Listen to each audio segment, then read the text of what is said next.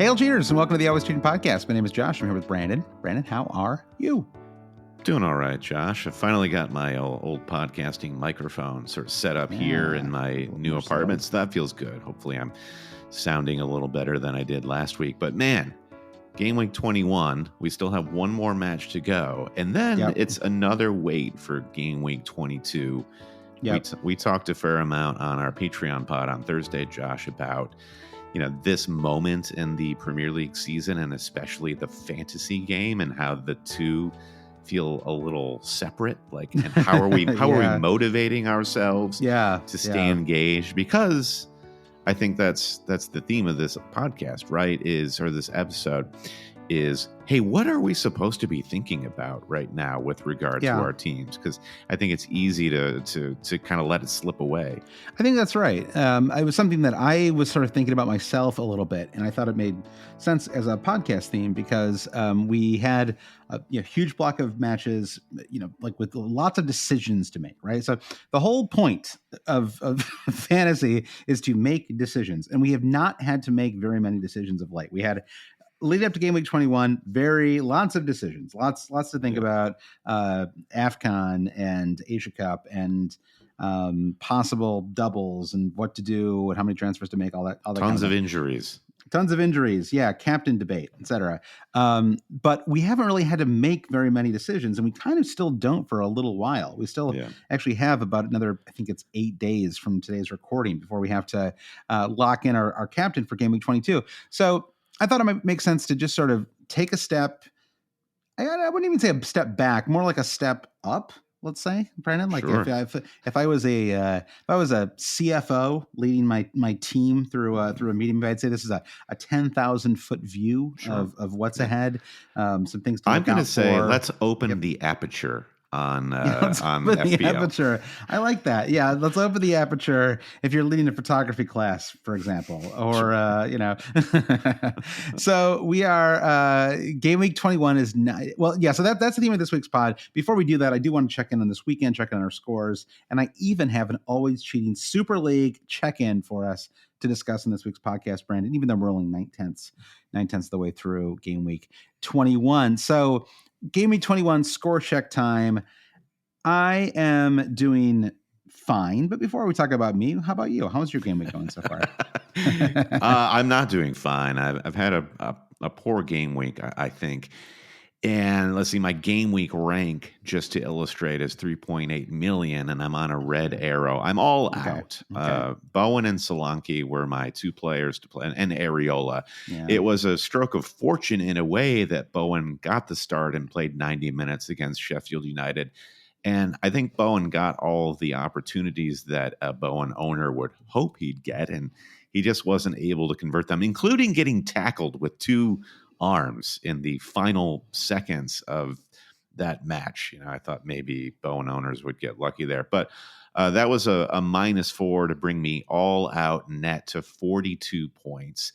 I've got Botman coming in with his 1-pointer for Pau Torres. My two transfers didn't work at all. I brought in Bowen and Saka, and I captained Saka. The game week started well enough on Saturday morning with Chelsea hosting Fulham, and I got a combined 23 points from Colwill, Sterling, and Palmer, and that's really where it all ended. That was all your points, and that one. That was all my Sometimes you don't points. know. Sometimes that first game week, or the first match of the game week, is the whole game week, right? You always feel like, when you have a good start, you're always like, well, this is great. I'm going to build on this, and I'm going to have my best game week ever. One would hope. And I was thinking, I've been waiting a long time, since game week 17, for my next Arsenal clean sheet. Saliba got his clean sheet, but Saliba may as well not exist right now, as far as I'm concerned, because Gabriel's blocked out the sun. Gabriel really did block. He blocked out the sun on all of those corner kicks, and he blocked out all of my FPL green arrows. So that was definitely a dagger in the game week for me.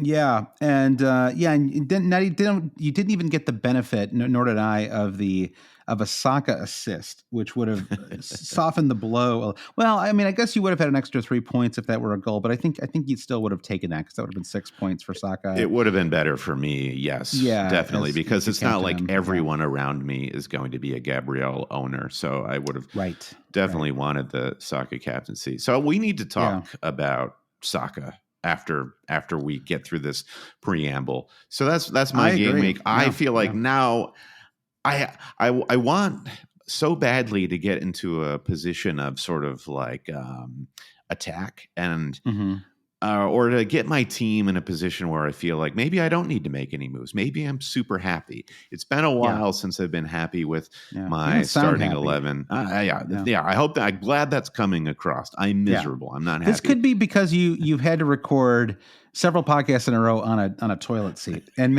that may have been affecting your mood for a while there. But you know what? You're back in your old comfortable chair, Brandon. You've got your old comfortable microphone back. I say I think you're still in toilet mode, and I think you've got to get yourself out of toilet mode and into comfy chair mode and embrace the second half of the season. Well, I think to do that, I'm going to have to take another -4 perhaps going into game week 22 so we can talk a little bit about what that looks like. But I think I need to clear out some strivers in my team, like the Sterlings of the world, and bring in some blockbuster players. That's my next Strider, perhaps an Aragorn type to unite your team. Absolutely, leadership. Bring me a ranger that would be king, and I think that would help my team. All right, how are you doing with? I think you've got a Stupinan left to go now. Yeah, I have a Stupinan left to go.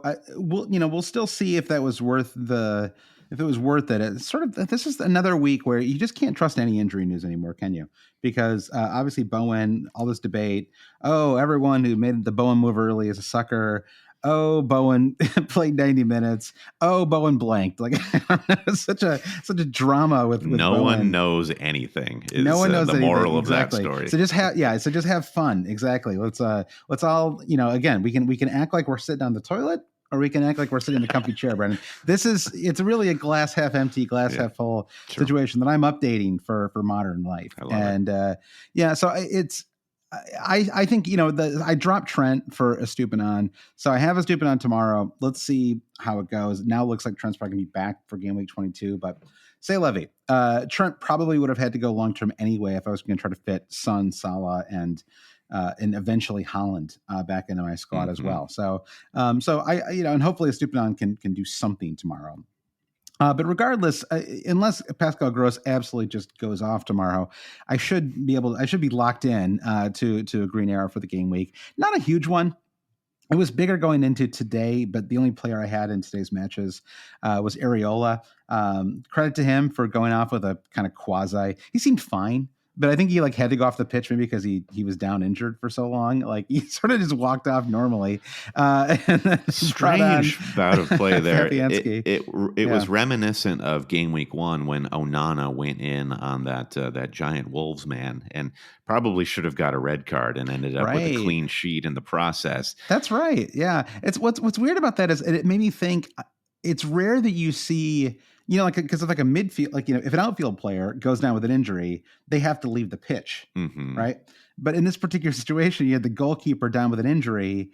And clearly they can't leave the pitch, right? Like on a penalty kick. You can't just not have a keeper, right? Until the ball has been played for a second or whatever, and they can run on. So it was sort of interesting. It'll be amazing. Areola running in from the sideline to try to save a penalty from McBurney. He had to be incredibly fast. McBurney would have had to really roll that thing. But yeah, it was. But I guess we got an extra point from that. So hey, we'll take that as 3 points felt like a win there. I thought he might have a chance for 6 saves because he got 4 pretty early, but then I don't think he had a single save the last 40 minutes or so of that match. Yeah, that Chilean dude, Diaz was his name, I think. He looked good, got the goal, but he was just shooting everything down Areola's throat. And that was looking good for fantasy managers for sure. Real Premier League classic kind of match though, right? Like a classic, just every team, no matter how weak they've looked, can when they're in their home stadium, they can give everybody a match, right? And that was definitely what Luton's done that a handful of times this season as well. So anyway, I'm on a 50K red arrow, green arrow, excuse me, with a stupid on to go. So let's see how it all pans out. It's 56 points -4 plus whatever I get from a stupid on tomorrow. So yeah, this weekend we had and that match is Brighton host Wolves, and that's at, I think, it's either 3:00 or 2:30, something like that. What time is that match tomorrow? Let's see here. That's at 2:45. 2:45. Oh my gosh! Wow. Well, what do I know? I'm glad I looked it up. It's at 2:45 tomorrow, 7:45 Greenwich time. Mm-hmm. So this weekend, then we had 4 matches. We had the Arsenal Crystal Palace match to kick things off on Saturday, a 5-0 match with a Saka and Odegaard blank, a Gabriel goal and assist, and a late Martinelli brace. And again, I don't know why Arteta doesn't bench him more often, because there's something about benching Martinelli that clearly awakens him. It's like every 4 matches, you should just bench him out of principle, right? It's like Pep is actually really good at this. Pep kind of knows when a player is not giving, he did this with Grealish for years, right? It was sort of like, all right, like until you can consistently play well, I'm just not going to play you. And Arteta has been a little more, I think, generous with Martinelli this season. Did you think? I don't know if you can take off the fantasy glasses for a second, but do you think Martinelli, or excuse me, Gabriel, the center back, should have been credited with that second goal? I thought the own goal was slightly harsh on that one, because it did feel like an on target shot to me. I didn't see a definitive angle, but it did look like an own goal to me, because it looked like certainly his intent was, I'm going to head this across the goal mouth for a colleague to tap it in, hopefully. And that was my initial read, was that it was an own goal. I guess it's hard to say, right? Because it was such a kind of, in a way, kind of a fluky corner, right? Because it went over everybody. Like, you just rarely see a corner that sails over. I mean, outside of like corners that are just terrible, right, and just like go out of bounds or whatever. But like a corner that just sort of sails over everybody to Martinelli, right? Or geez, you got too many Gabriels to sift through here. There's 3 Gabriels, exactly. So anyway, it doesn't matter though. It was a 17-point return from him. The Saka blank though was pretty frustrating. It's actually the first time I'd owned Saka in like at least 10 game weeks, maybe longer. It was kind of it was just frustrating to captain him, especially, it was kind of like it was him or Palmer. We can talk a little more about this kind of broadly. I mean, we sort of said it was a week where it was going to be kind of wide open in terms of the captaincy. And in the end, I felt like it was pretty much down to Palmer and Saka in terms of who people I was seeing went with. I mean, credit to some of our friends, or our friend Red Dagger, for example, went with Jota. And we sort of said it was a good week to be bold with the captaincy. And I think a lot of those bold picks would have actually worked out this week, right? If you had just gone with Richarlison or gone with Jota or Darwin, I think you would have had, you would have been feeling pretty. You would clearly be feeling pretty good today. Yeah, I wonder what that means in a game week like this, where I just feel like, let's be real here. In this season, or in the last 2 seasons, if you're not captaining Haaland or Mo Salah, you're being bold.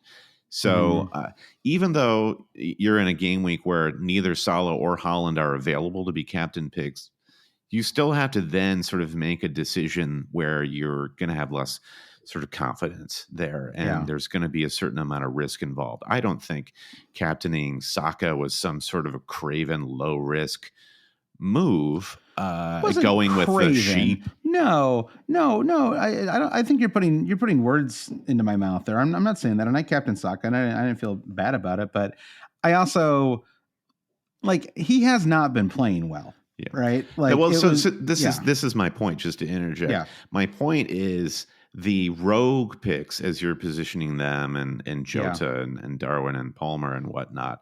Saka, I think, has to be included in that band of rogue picks. Except because of all the things you're just saying. I guess so. But I mean, it didn't feel rogue. When I captained Saka, I knew that I was going to be captaining the player with the highest captaincy percentage for this game week, right? There was nothing.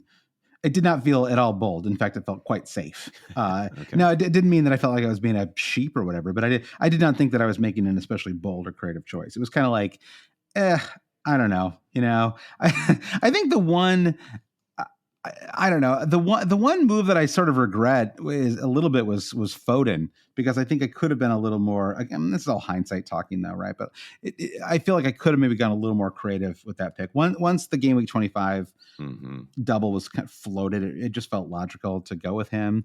But Richarlison was the player I was kind of leaning towards, and I won't even pretend that I was looking at Jota, but geez, I feel like that was an opportunity there to really be bold and be different. I think the fact that the Bournemouth's defensive numbers have been better the last few weeks, that sort of put me off a little bit as well. They've been playing well.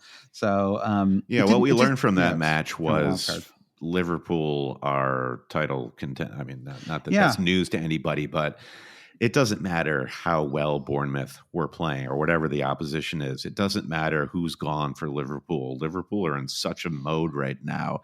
And there's some incredible stat, like the winning streak in the league that Liverpool are on, which I think is 13, maybe 12. And the next longest winning streak presently in the league is Man City with 5. It's just like, it can't be overstated how well Liverpool are playing right now. And definitely should have thought a little longer about what Liverpool picks could have been brought in to sort of jump on that bandwagon.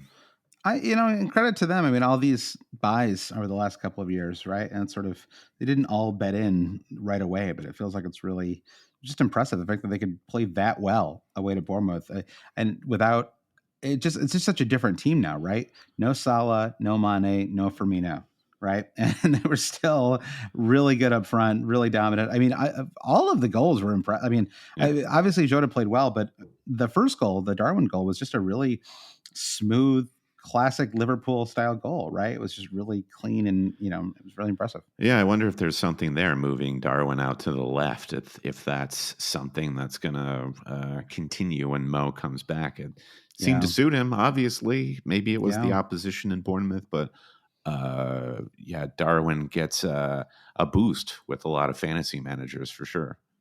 Yeah, could you see? I mean, Diaz could end up being the odd man out. Gakpo's sort of there right now too, but with Salah back, and we'll see with him, right? Because he's now back in England, but he's back in England for treatment, and if he is healthy enough, he's going to go back to Egypt. So, assuming Egypt is through to the the semifinal, I think is what I saw the headline say. Like Salah said, if Egypt make it to the semifinal, he'll be fit and go back. There's something, I'm so cynical, but I'm not cynical. Mo Salah is the cynical one, Josh. Like you see him interviewed, and there was an interview that was making the rounds the other day asking Mo about his fantasy team at the start of the season. And Mo's like, oh yeah, I play fantasy and I'm in my team and I captain myself every week and I'm going to score the most goals because, I'm just the dude. And that guy, I mean, to be honest, I don't know anything about his relationship with the Egypt national team, but he, to my mind, lives and breathes to succeed at Liverpool, and I feel like he's probably not super stoked that he is missing what's happening presently at Liverpool. Yeah, I think that makes sense. I don't know what his relationship is like with. I mean, I know. It's just hard to say. I unlike you, I won't sort of question a player's nationalism and their commitment and love for their country. So I won't go down that road. You're happy to do you're that bigger at all than times. I am. Yeah. You're in the comfy chair and I'm on the toilet. This is how it goes. That was some toilet talk from you. Yeah. Let's reset here a little bit. So, but on Saka. So, okay, I'm not going to talk about this irrationally because, of course, I mean, it's kind of funny almost. I went to see. We talked about stat charts, I think, in last week's pod. And of course, I went and checked. There was an update after today's matches, and the number one player at the top of the stat chart for kind of your next transfer should be, of course, it is Saka, right at the top of the list. It's almost like he climbs higher the less he does. It's like if he actually scored, I feel like somehow he would drop lower. It's like he can't do anything but I'm sort of just watching these matches and I'm thinking, gosh, he just feels it. He's one of those players. He's always able to string together.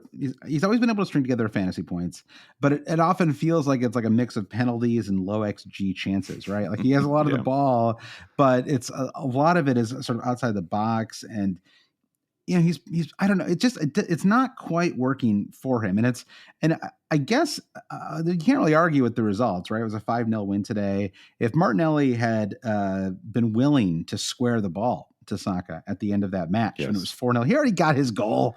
He could have just squared that ball. Yeah, he's trying to get back in the team, Josh. I know. Well, maybe passing the ball more would be a way to get back into the team. Yeah. But then we would have had our Saka goal, and I think we all would have been feeling a lot better today.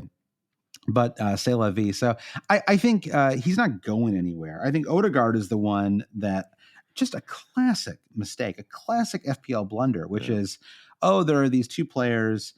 Maybe they're as good as each other, but one's ownership is way lower, and I can save a little money if I go for the cheaper option. We do this with defenders all the time, right? It's like, well, sure, he gets a couple extra assists, whatever, but let's just go for the cheap. And then I kind of immediately had 3 straight blanks from Odegaard, just an absolutely worthless player in my squad. He was terrible against Crystal Palace too. He hasn't. I don't think he's played a good minute of football since in 210 minutes in my squad.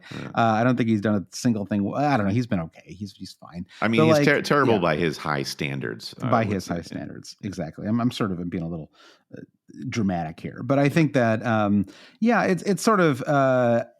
I feel like I want to drop him. They play away to Forest in Gameweek 22. I probably just have to hold them again and just hope that something good happens there. Looking at my squad right now, it actually feels like it could be a kind of hold type game week for me. So we'll see. We can talk more about that on next week's pod, because next Sunday's pod will actually be a Game Week 22 preview pod. Cool. I look forward to that. That'll be fun. But we are going to talk about Game Week 22 on this pod as well, of course. A couple other match updates, though. Brentford 3-2 over Forest. Brentford finally get a desperately much-needed win. I love Brentford. I don't want Brentford to go down. I don't know if they're really at risk of it or not, but I like seeing them get some wins. I want us our next UK trip to go to the G Tech, especially if it was an evening match. That's the thing I most want, Brandon. We should almost try to time this. I really want to go see the Bees play on like a Monday night evening match or a Friday evening match or something like that. Great. Like they're evenings at the G Tech. Exactly. Maybe what's a West London band we could see play live there as well. It feels like it just feels like I've never seen them lose at home in the dark. I'm sure they have, but like it just feels like every time you're watching a match at the G Tech and it's the sky is dark, right, in the stadium, like it feels like they are just about to put a pounding on somebody. Well, let's talk about the Toney factor, because Brentford have been miserable the last month plus. Toney comes back. A, Toney looks incredible. B, the entire team, suddenly even Neil Maupay is trying to raise their game to Toney's level. Neil Maupay. That turn that Maupay had was really quite sublime. You have to tip your hat to him. But Toney and his free kick, I mean, that's not a good look for our boy Matt Turner. I don't know who sets a wall like that, but Matt Turner has had a lot of not so good looks. Unfortunately, it's been a rough year for the American. Yeah. So Toney, I dare say, is another one to add to the short list of fantasy assets to be reckoned with. Yeah, I think so too. I mean, his ownership. I mean, his ownership is super low. He's at 3%. His price is high. But at 8 million. But the player who slots into Ivan Toney incredibly well, especially in Game Week 25 when he has a double, is our boy Ollie Watkins, who has had a pretty miserable run himself the last several game weeks. Let's see, and Villa play away to Fulham in 25. Not a terrible match, but not a hugely exciting match either. I feel like I'd like to take my chances on a double with Ivan Toney in 25. So that's sort of, I think there's a really good chance that I have Ivan Toney by the time Game Week 25 rolls around. Yeah. It's an interesting move for Aston Villa to ponder. I mean, they're lucky to have Ollie Watkins to a degree, and he's played well for them. But if you're Villa, wouldn't you think, hey, let's get Ivan Toney? And if you think talk about Toney going to Arsenal or Chelsea, et cetera, kind of feels like Villa might even be the best fit for given the way they're playing. And I just think he's not for. I don't think he's for sale. I think that's the problem, right? I think because Arsenal really did make the push, and I don't think they can afford to do it. To be honest, I think that it's just too risky. Like they could. I mean, I guess this might be the year to do it because the bottom of the table is so poor, right? Like there's just, it feels like Brentford have like a baseline of quality that like they probably survive. But I believe Tony's contract is he'll have a year left on his contract this summer. So I would assume he's got to go. They have to sell him this summer unless they think they're gonna. I mean, this is Tony's moment to actually play beyond Brentford. Yeah. Well, I don't know. We'll see. I mean, a lot of times these teams talk like they're never going to. I mean, this happened with Kieran Trippier this week too, right? There's this rumor that Trippier was going to leave for Bayern Munich, and then Newcastle came out and said, "There's no way. There's absolutely no way that he's going to leave." But we've all seen this. We all know this story, right? These clubs all say this now, and then on January 30th, it's like, well. Kieran Trippier, most expensive fullback in Europe, going to Bayern Munich. Exactly. We put up we made a strong argument for him to stay, and he decided that his future was whatever, right? We all know this story. So, and Bayern actually lost it. There's a chance. I'm going to feel so bad for Harry Kane if he finally goes to a club that can't fall down without winning the Bundesliga, and they finally don't win the Bundesliga for the first time in like 10 years. That would be incredible. It would be. I will watch with interest to see what happens. Yeah, same. So, all right. So Ivan Toney definitely on the table for us. We talked about Sheffield, West Ham, and then and then Bournemouth, Liverpool. We talked about that as well. I mean, Jota, 7.8 million, low ownership. The idea of moving straight from Odegaard to Jota is very appealing. I think that is something I would at least consider. I don't really love the next couple of fixtures for Liverpool. That's the only. They're not terrible, but it's Chelsea at home and Arsenal away. I mean, I guess Chelsea at home. They shred Chelsea at Anfield. Yeah, that's true, and even Arsenal away. Who knows, right? And then it's Burnley in 24. My guess is that we don't see Salah until 25. It's just hard for me. If he really does have a hamstring injury and Liverpool are playing this well, I don't know why you'd rush him back. Like those are the kind of injuries that are you're most likely to injure your player if you rush him back, right? So why rush him back for Burnley? Going back to the Egypt thing, you have to think about the most politic way to bring Mo Salah back, given the way he's left AFCON at the moment. And then he could go back to AFCON, of course. So there's that to take into account. So I agree with you. I think Trent is kind of the most interesting issue with Liverpool right now in that people who held him, I think, will be feeling good. But if you don't have him, you've got Robertson coming back from injury. Joe Gomez is playing okay. And then you mentioned the ability to afford Haaland and Salah and Son when they come back into contention. If you don't own Trent right now, is he just like suddenly going to disappear from the fantasy conversation again? I don't know. I really don't. It feels like there's too many variables for me to answer that, right? Because like, when are we going to see Haaland back? Like, what is, is there any, every time I update, you know that new thing now where you Google somebody's name, but there's all these like AI clickbait stories, and they're like the latest on Haaland, and then it's like Haaland is like a player who plays in England for Manchester City, and then there's like a quote from like 9 days ago from Pep, right? Like that says nothing, and I'm like, oh my god, did I just click on this garbage? But yeah, I don't know that we really have any news yet. I think it's there was a talk of a setback, but like let's see.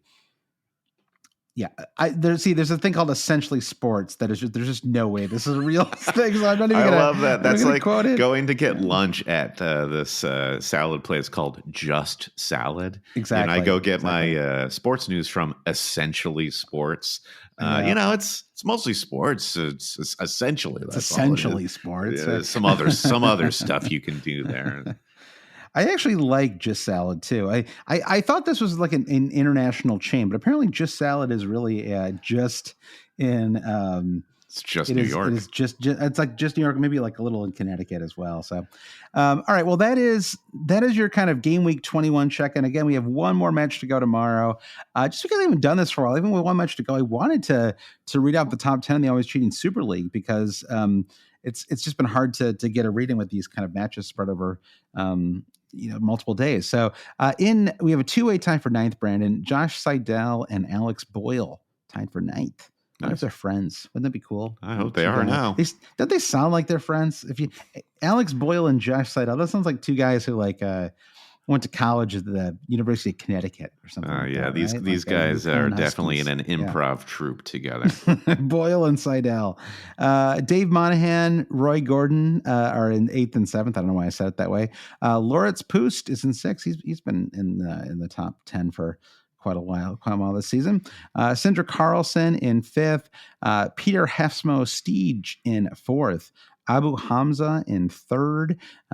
Chandru Angia in 2nd. And Ismail Marmiant in 1st. So that's some really big scores up in the top 1st, 2nd, and 3rd. I think all of them own Jota, and I think at least one of these managers, if not a couple of them, captain Jota as well. So and that Abu Hamza has 106 points for the game exactly. week. That's outrageous. Yeah, exactly. I'm on a green arrow for the game week with half that many points, almost literally half that many points. So yeah, credit to him. Yeah, for sure. Yeah. All right, quick little plug for the Patreon, Josh, before we take a break. Yeah. Patreon.com/alwayscheats where you can go. The ad market for podcasts is terrible right now. If you want to support the cheaters, I mean, listen, we're doing fine. Don't worry about us. But if you want to support the cheaters, you can go to patreon.com/alwayscheating to support us. This Thursday, we're going to be doing a YouTube show for our Patreon supporters. It's going to be live on camera. You can check out Brandon's new space in Toronto. Mm-hmm. I'm still here in Brooklyn. And we're going to be doing our unboxing where we open up some old Premier League cards from 10 seasons ago and talk about some guys. Brandon, always fun. Yeah, we got the 2013-2014 match attacks packs from Topps. Yes. So can't wait to see what I open there. Oh, I've been fighting off my 7-year-old who desperately wants to. It's just hard to have unopened packs of anything in the house. So we're going to be doing that and talking a little bit more about we'll have the Carabao Cup matches and some other things to talk about. FA Cup this weekend. So, patreon.com/alwayscheating is where you can go. And let's take a break, Brandon. We'll get back and talk about Game Week 22 and beyond. When you're hiring, it feels amazing to finally close out a job search. But what if you could get rid of the search and just match? You can with Indeed. If you need to hire, you need Indeed. Indeed is your matching and hiring platform. With over 350 million global monthly visitors, according to Indeed data, and a matching engine that helps you find quality candidates fast. Ditch the busy work. Use Indeed for scheduling, screening, and messaging so you can connect with candidates faster. And Indeed doesn't just help you hire faster. 93% of employers agree Indeed delivers the highest quality matches compared to other job sites, according to a recent Indeed survey. Leveraging over 140 million qualifications and preferences every day, Indeed's matching engine is constantly learning from your preferences, so the more you use Indeed, the better it gets. Join more than 3.5 million businesses worldwide that use Indeed to hire great talent fast. And listeners of this show will get a $75 sponsored job credit to get your jobs more visibility at Indeed.com/BlueWire. Just go to Indeed.com/BlueWire right now and support our show by saying you heard about Indeed on this podcast. Indeed.com/BlueWire. Terms and conditions apply. Need to hire? You need Indeed. All right, Ben, we're back. Game week 22 and beyond. If you've been checked out a little bit over the last couple of weeks, we haven't had to make a lot of decisions during this time. The match has been a little spread out. This is a chance to reset a little bit and start to look ahead. The first thing I want to remind people of is when they have to make another decision, okay? And that is 6 p.m. Greenwich Mean Time. It's 1 p.m. Eastern time, Brennan, on Tuesday, January 22nd. 1 in the afternoon on a Tuesday for us, huh? Yeah. That's how it's going to play out. Oh, wait, that date's also wrong. It's the 29th, right?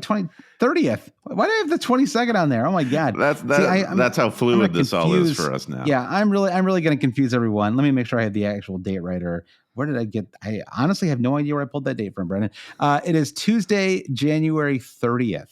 Okay. Yeah. I'll say that one more time to avoid any confusion. Tuesday, January 30th, 1 p.m. Eastern, 6 p.m. Greenwich is when you need to set your team for Game Week 22. It's a 3-day game week. Okay.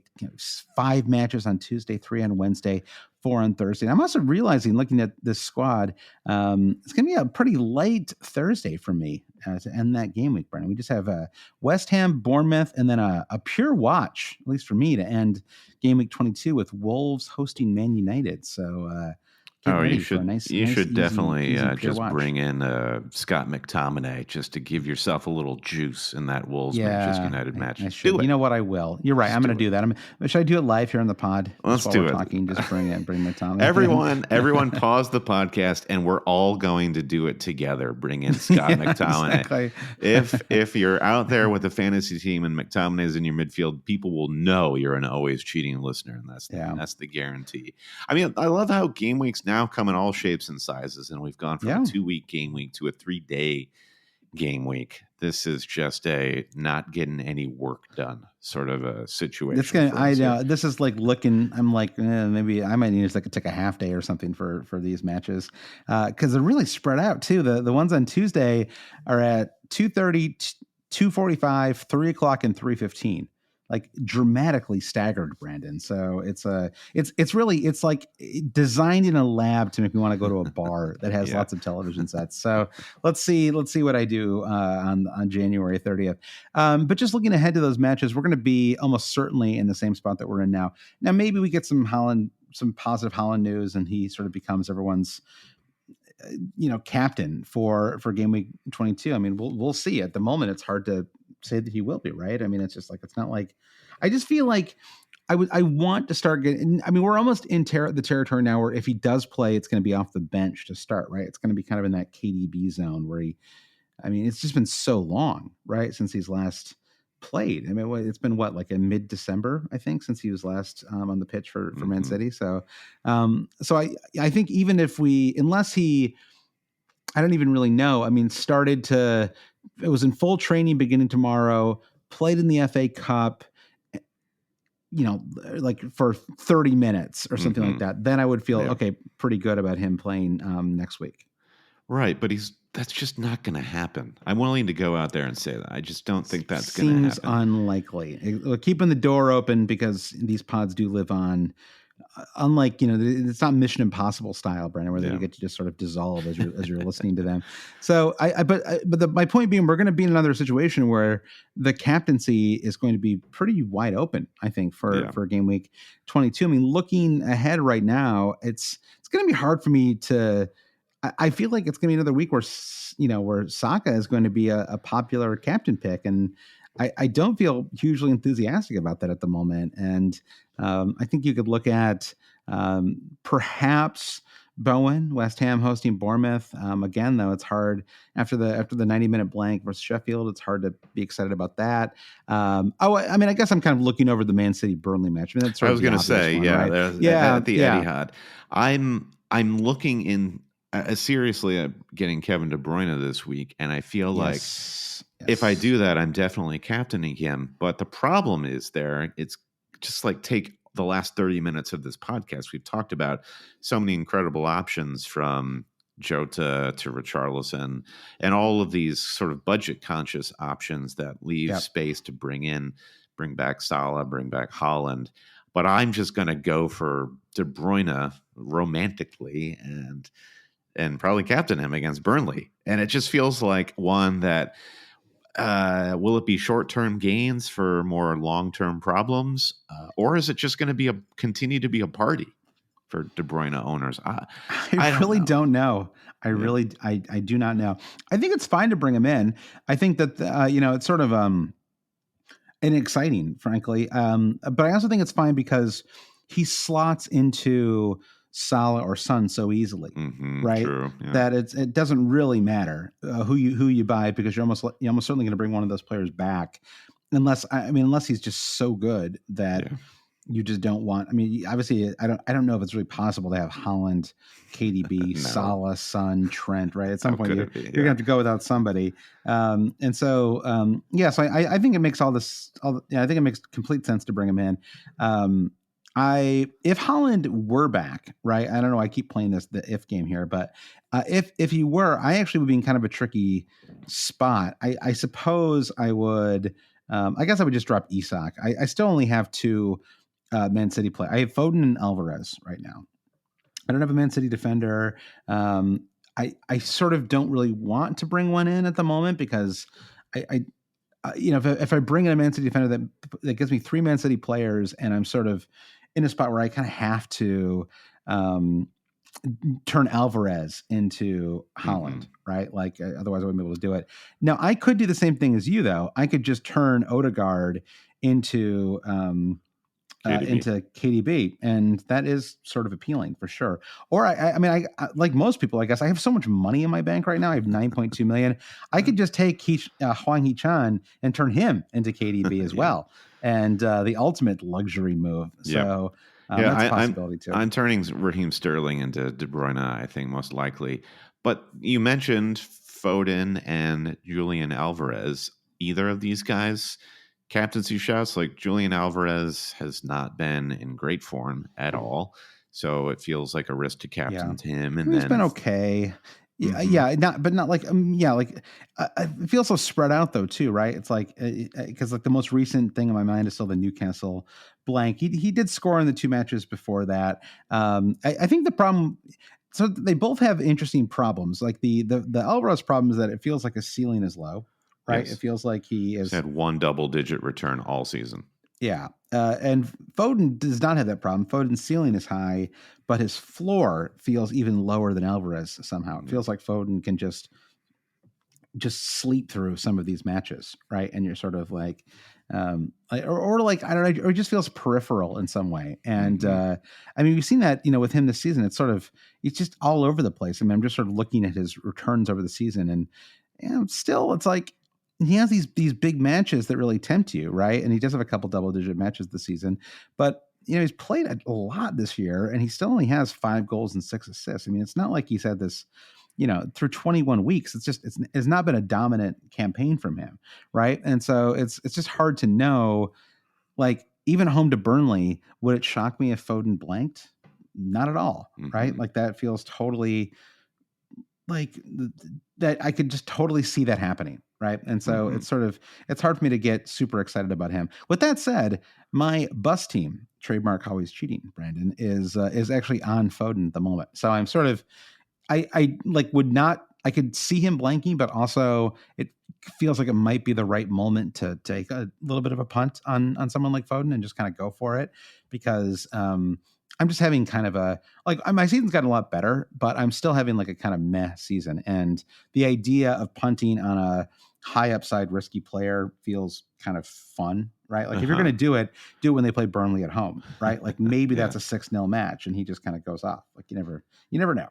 Yeah, my bus team, I've got Alvarez, but it just doesn't. I set this bus team with a thought that this team is going to look different, because you're looking to roll. I'm looking to take a hit, bring in a new midfielder and a new defender. I'm looking to clear out some of my Chelsea guys. So interested to see the FA Cup lineups and what kind of minutes De Bruyne plays. The optimal thing for somebody looking to bring De Bruyne in is he doesn't start the cup match. So I don't think he's got 90 minutes in him yet. So if he does another like 30-minute cameo, then I feel like he could possibly be lined up for a start against Burnley. Almost certainly. Yeah. I would expect him to start too. Depending on how everything sort of shakes out, like you said. But I think he's fine for transfer. I don't know if he's worth the transfer if you already have someone like Foden. Like does Foden kind of fill that slot well enough. I don't know. Let's I want to think about it for a couple more days. I want to see how the FA Cup shakes out too. So let's kind of table that Game Week 22 discussion for the moment, because again, we do have another pod where we can talk about it a little bit. But I did want to also check in, the latest in AFCON and the Asian Cup. What have you? What are your thoughts on that, Brian? We talked about Salah just a little bit, but I mean, are you sort of like me? I'm just sort of thinking we're probably not going to have him for 3 more weeks, is my guess. I still don't think we're going to see him until Game Week 25. Yeah, I don't really have any thoughts about the tournament outside of the Salah news. I've really only been following AFCON by way of what teams like West Ham today, missing Kudus against Sheffield United, like what's missing from the Premier League, and I have not been following what the players are doing in the tournament.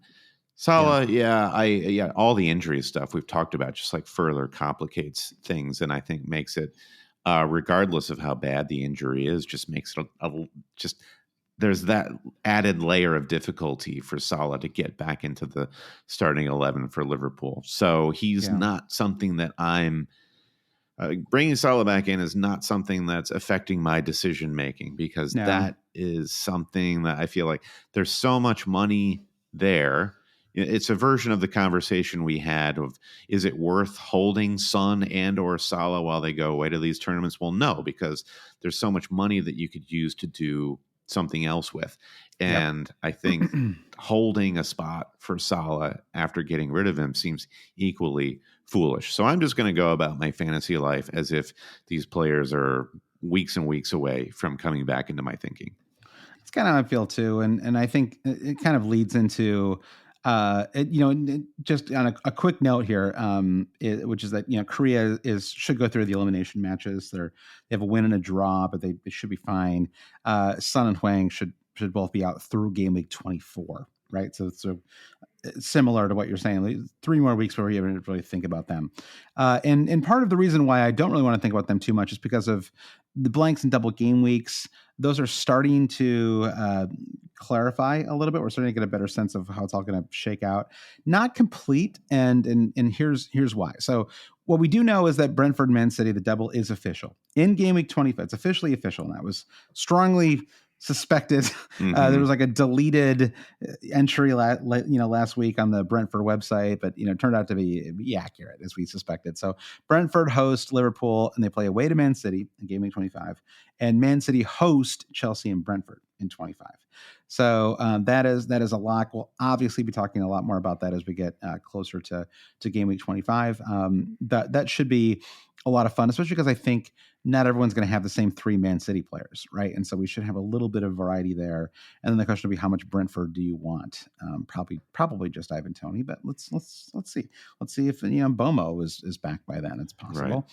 Right. Did you see the shirt that Toney revealed when he scored the free kick? It was something like, "That's for you, Uncle Brian."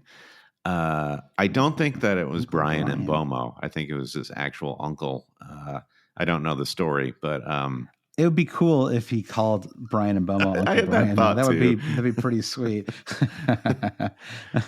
So the other news is that the Carabao Cup final, just as a reminder, is in Game Week 26. So Liverpool or Fulham, who play on Wednesday in the Carabao Cup semifinal. Liverpool have a 2-1 lead in that match. Are you like into that? As a Fulham supporter, you kind of are you intrigued? It'd be fun to see them make a cup final, right? Oh yeah, it would be incredible for the club. Yes, I think Liverpool, just given the form they're in, it's a tough ask. Liverpool really did have to, I think, hang on to that 1-0 victory just to have some sort of hope going into this one. So, but let's up the whites. Let's do it. Yeah. So that and I'm exactly. I think Liverpool have won enough cups. Let's root for Fulham. Let's see them in the final, especially because it's either going to be Chelsea or I think is it Middlesbrough? Is that the other? So they're down 1-0. So that could be a crazy. So that final is Game Week 26, and then we have the second leg of the semifinals on Tuesday and Wednesday. The Chelsea one is on Tuesday. So those teams. So Liverpool or Fulham will 100% blank in Game Week 26. And Chelsea, if they win, will also blank in 26. So we'll know over the next couple of days. The other and that will also affect when they play their double. And you can go to Ben Krellin, who's obviously comes up a lot on shows like ours, but he does a great job at predicting results and when things are going to happen and not. And sort of, if you're not sure when, if anything's been announced yet or what the probabilities are, just go to him, because he really owns this space, and I'm happy to give him credit for that. And so you can find him on Twitter and on the Hub website as well, Fantasy Football Hub. So the FA Cup matches, in GW29 is FA Cup quarterfinal weekend. It's a big blank game week to look out for. So it could end up being a really good free hit chip week to use. It could end up being something that you kind of look to for your kind of wild card. You could sort of kind of transfer out, right? Like sort of like play into 29 and then wild card in 30. So there's lots of different ways that we can approach that. We can talk more about that. Again, that's eight game weeks away. So there's a lot of time for us to think about that, but it's good to sort of just keep an eye out for that. And we'll have a better sense of what teams will play and what teams won't play after this weekend when the FA Cup fourth round takes place. So that's just something to keep an eye out for as well. I see that Spurs are hosting Man City in the FA Cup on Friday, which is kind of a blockbuster match. It's not like City is going to be playing some podunk side where they can play a weekend lineup. This is going to be a bit of this is a big match, and City are away. I could see a hugely strong lineup for City going out there. Yeah. I hope your new sectional arrives by then, Brandon. You can watch it on your new couch. Spread out, the comfy seat. Trade in my toilet at last. Just a quick look. Obviously, blanks, double game weeks will be a factor, but just again, because I want to cast a wide picture of what's ahead. Just a quick look at who has strong fixtures, who has weak fixtures up ahead. And Man City, even with the double, have just a really, really nice run. So good for them, Brandon. It felt like they needed a break, and they've got it. They play actually they're in the Premier League. They have 4 home matches in their next 5, and then their one away match is Brentford in Gameweek 23. It's just a sea of really nice fixtures through the next 6 game weeks at least. And Villa also have a pretty nice run up ahead. It's they do host Newcastle in 22, which last season or early this season would have been more of a blockbuster. But given how Newcastle have defended away from home, that feels like a pretty good match for Villa. Then Sheffield United, Man United in the next couple of matches. So I think Brighton too. I think Brighton is the other one that kind of their kind of nice run kicks off tomorrow with this Wolves fixture at home. Although it's hard to say. I mean, Wolves scored 3 goals in their FA Cup replay match late last week, and so they're certainly surviving without Hwang. I think Cunha is really impressive. It's sort of there's almost too many forward options right now, but he's ended up having a really nice season for Wolves. Yeah, Wolves are in a good run. I think going back to they are teams with the longest winning streak. So Wolves are, I think, up to like 3 at this point. That's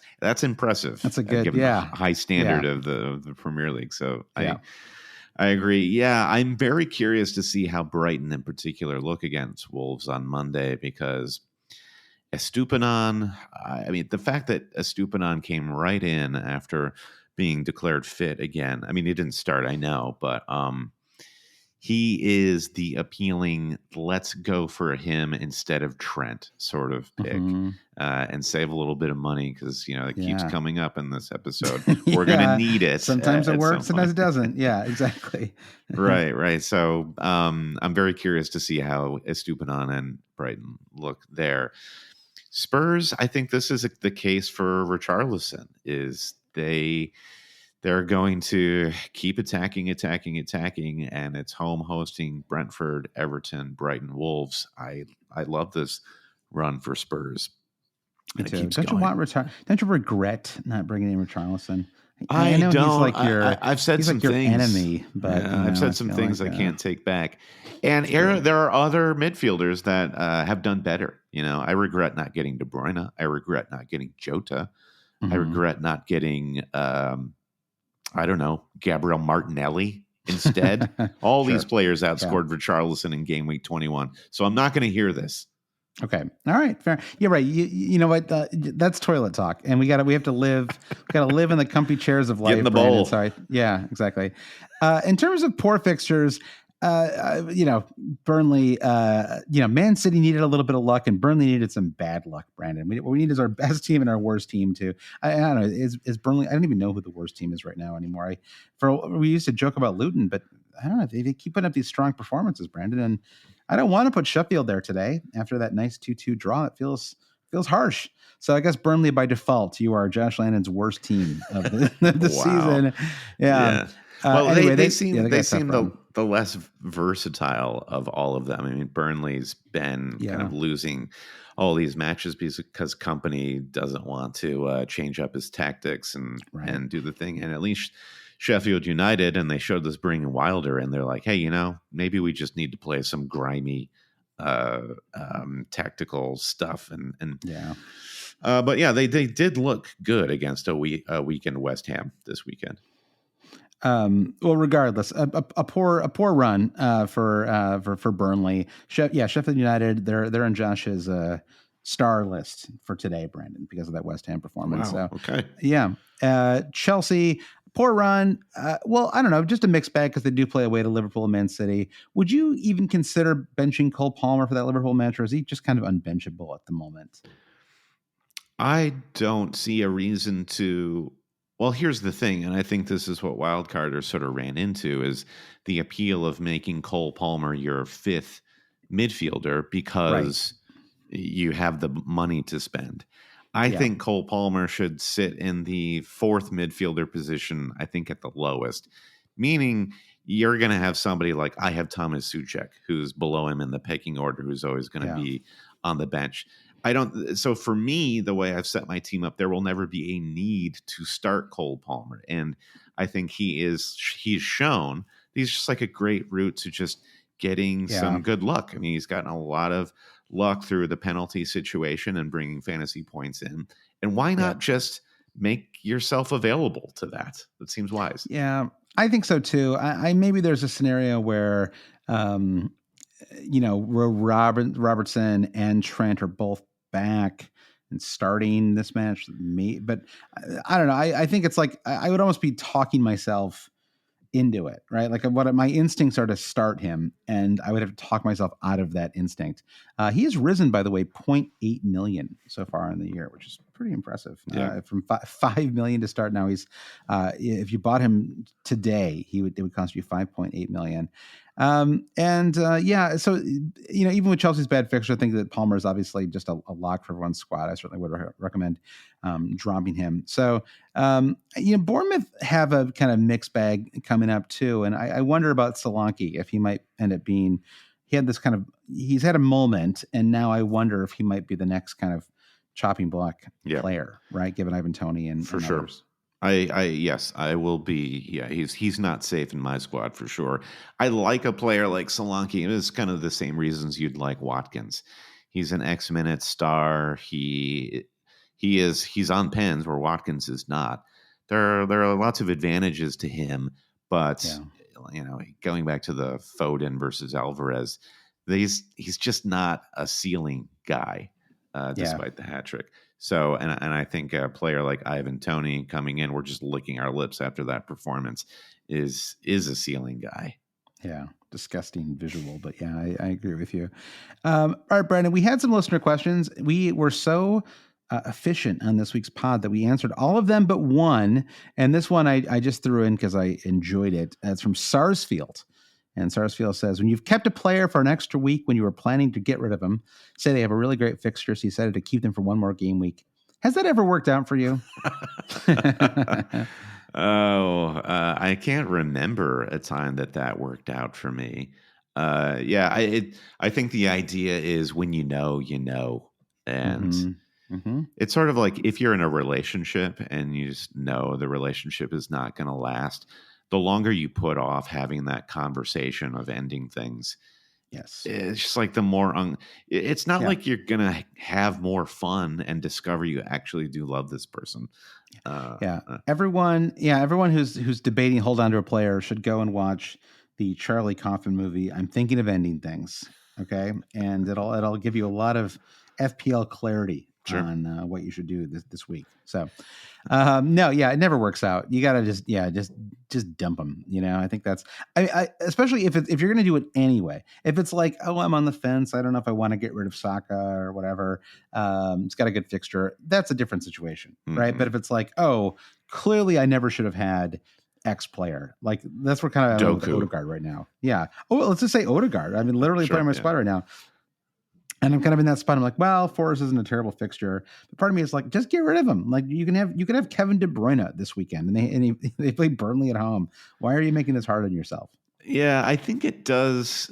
The fixtures play into it slightly. Like my Chelsea triple up was, I was definitely riding the lightning there, and they had a good fixture in game week 21 in Fulham, and it paid off. And now I feel like I got to cash out, just another unnecessary sort of metaphor of like sitting at a poker table for too long. Like you just got to know when to step away. Worked out pretty well for you in the end. I was teasing you about, the Sterling one. Maybe that was a little more of a mixed bag, but I think ultimately it worked out, pretty well. Sure. We could go back and certainly find better picks over the course of the last 5 game weeks or so. But I ain't mad. I've made bigger mistakes, far bigger mistakes. Yeah, exactly. That's true. That's true. Even this season, I think you and I both have some bigger catastrophes on our list. All right. Well, that's your pod. Thanks everyone for listening. We'll be back next Sunday. We'll actually be back at midweek with our Patreon unboxing / chatting with patrons pod. If you want to support the podcast and listen to that and get access to Discord and all kinds of other fun stuff, go to patreon.com/alwayscheating. Once again, that's patreon.com/alwayscheating. There's no space there, Brandon. Just always cheating. Run straight through. But otherwise, we'll be back on Sunday with our Game Week 22 official preview pod with just a quick turnaround there, about 36 hours from time we record to the Game Week 22 deadline. So, Brendan, any final thoughts from you? Anything you want to say, or should we just go right to our Patreon producer thank yous? I guess just enjoy the Premier League football. I guess like make a point. Here's a tip: find one Carabao or FA Cup fixture that you want to watch and tune in for that. Okay, make it exciting. Pop some popcorn. And do that, because I feel like we need a little bit of an adrenaline shot as we continue to wait for Game Week 22. That's probably some good advice. I definitely checked out almost completely on the third round of the FA Cup. It was just, it always, that one is the one for me where there's a whole late December Premier League matches. It kind of never ends, right? There's games almost every single day. And then it's like, oh, hey, do you want to watch like literally everybody play each other? And I'm usually like, nah, I'm good. I'm fine. But as you get deeper into the FA Cup, it gets a lot more exciting, right? And the Carabao Cup's kind of like that too. It's like the second leg of the semifinals. I think this is actually when I'm finally ready to like check back in and start tracking. But I do think the result is just going to be a flood of information that we are going to have to sort of sift through as we make our final Game Week 22 deadline decision. So looking forward to chatting with you about that next weekend, Josh. In the meantime, as always, big thanks to our producer patrons, Mike DePietro, Trevor Ingerson, our buddy Chris Howell, Bob Ascoon, James Holland, Dave Wagner, Lodall, Nick Wright, Lazaros Llanos, Jesse Halstead, Bruce Kerr, Brian Chin, Blair Jacobson, Todd Byerly, Andy Portlock at FPL Merch, Kerry Swanson, Jefferson Turner, Buffalo Wild Mings, Francis Moore, Sam Shower, Caleb Robbie, Volger, Paulson Kruger, Alex Holcomb, James Keatley, The Saint, Bob Fox, Craig Jackson, Shalin F. Kadakia, Terrence O'Donnell, Heath Cram, Thomas Tislov, Noah and Louise, Travis Grant, Linus Vennerstrom, Dan Parsons, James C., Matthew Skinner, Fro Jacobson, Brennan, Daniel Hart, Lolly, Ben Coombs, Eric Kite, Gareth H., and Rune Sandberg. Rate, review, subscribe wherever you get your pods. I see a couple of you commenting on Spotify, which is really cool to see. You can comment on individual episodes if you like what you hear. Follow us wherever you get social media. Visit our website, alwayscheating.com. Including YouTube. We don't mention that enough, but the Always Cheating podcast is now on YouTube. You can listen there as well. Yeah, the biggest growing podcast platform running. So go check us out there. Give us a follow. Pretty soon we'll be. I am now obsessed, Josh, with like recreational 5-a-side, 7-a-side football teams on YouTube. I'm sure a number of people listening will know Five Guys FC. And this is a thing now. You bring your cameraman to your burgers. 7-5 match, and they film it, and then post-match you run it back and do commentary over it. So Five Guys FC, if you're listening, my mind would be absolutely blown. But check those guys out, and check us out on YouTube. Josh, now I'll point to you and say, any last words? Nope. Just I agree with you. Enjoy the midweek. Let's get a little Carabao Cup excitement going. Enjoy the midweek. Up the Cottagers, up the Whites, yes. And let's go. And otherwise, see you next week. Bye.